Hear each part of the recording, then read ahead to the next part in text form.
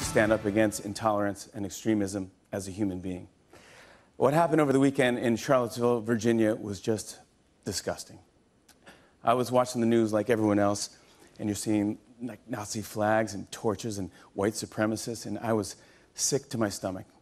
My daughters are in the next room playing, and I'm thinking, how can I explain to them that there's so much hatred in this world? They're 2 years old and 4 years old. They don't know what hate is. They go to the playground and they have friends of all races and backgrounds. They just play and they laugh and they have fun. But as kids grow up, they need people to look up to show them what's right and good.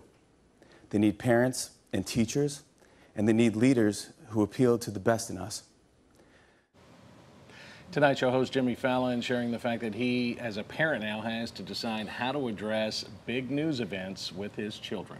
As a parent, of course, we are faced with that same question. What to say to our children after big events like September 11th or the election tensions or Charlottesville, a crash on the highway that kills many people, children, horrible stories.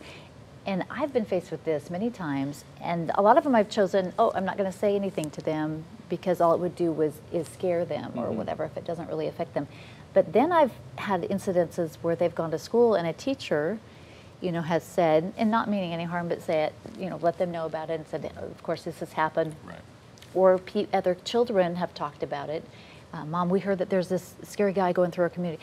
And then you do have to address it. And that's a tough thing on how to handle it without scaring them too much, but helping to get them informed. Boy, one that I really struggled with was the shooting at Sandy Hook. My son was still in middle school at the time, and I remember that afternoon, after seeing everything that happened that day, sitting in the parent pickup line and watching the kids run out and happy that the school day's over and they're all jumping around and just thinking, you never know when and where it's going to happen. And, like you said, you want your kids to be prepared. You want them to know what's going on, but you don't want to scare them. So it's a struggle. Yeah, and that's the way I've been with Jackson. It's just like, I'm not going to really say anything unless he starts to notice stuff, and then, okay, let's address it. But maybe let them know, what do you do in a certain circumstance, right? But it's a tough thing as a parent. And very tough, it's a crazy world we live in. It You want is them to stay sheltered in that bubble forever, but they grow up, and you have to address some of those hard issues. That's for sure. Let's take a look at what's going on in the tropics.